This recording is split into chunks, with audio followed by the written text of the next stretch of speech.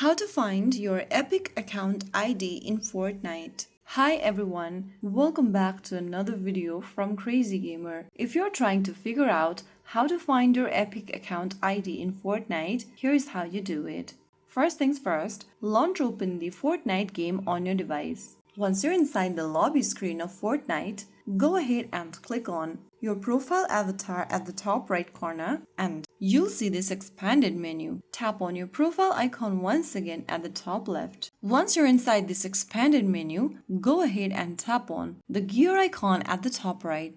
Inside the settings menu that appears on the screen, tap on your profile icon at the top center and you'll see your Epic account ID option.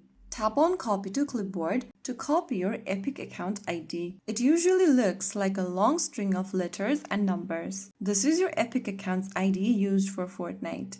Copy the ID and you can paste it somewhere safe. That's it, you've successfully found your Fortnite Epic account ID. If you found the video helpful, don't forget to like, share and subscribe to our channel. I will see you again in the next video. Thank you for watching.